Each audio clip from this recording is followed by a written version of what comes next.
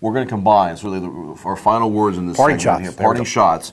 I'm going to talk about the Phillies. You're going to talk about the NFL, a little bit of Cam Newton. Phillies, high five. I like the headline that Marv Adams had in front of the Sunday News. Phillies, 5 division titles in the NL East. I love it. As a Phillies fan, this is fantastic. Very impressive. I grew up sort of in the tail end, Mike, of the 70s, early 80s, when they won the title in 80, got back there in 83 and lost to the Orioles. But they had that great run in the 70s, and I didn't get to appreciate that. And then they had such a bad time in the middle, late 80s, most of the 90s. John Russell playing first base. You name the players. That was the low ebb, third base. There was just some bad baseball that Bill Giles and those guys tried to sell us. Right now, this is phenomenal, fun to watch. And what's interesting with this is 2008, when they won the World Series, it was mostly an offensive hitting club.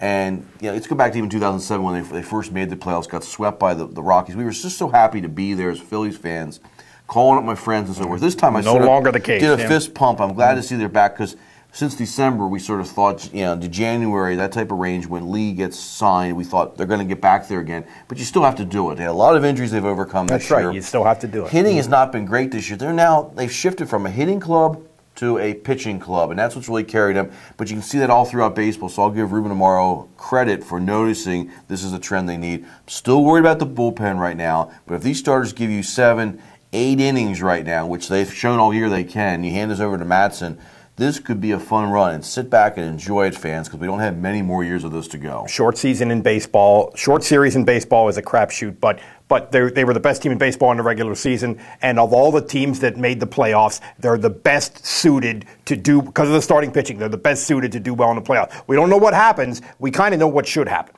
All right, let's talk about Cam Newton.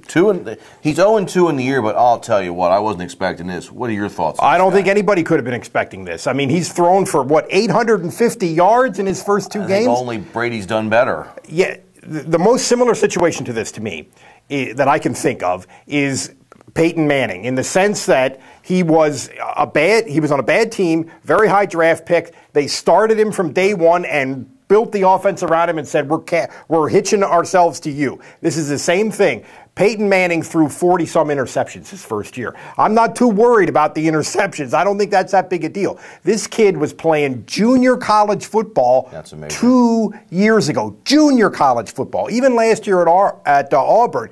Compare that to an NFL offense, no comparison. There's no precedent to this.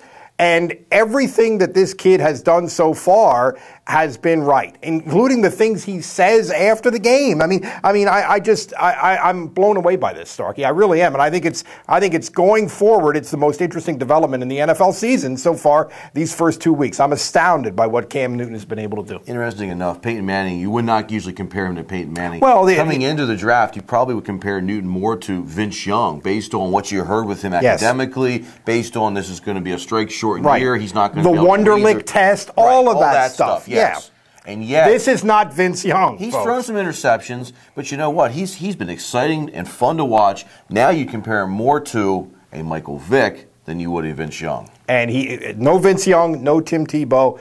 Very interesting, but some of that Michael Vick athleticism be very interesting to see this unfolding in front of us. Going to be fun.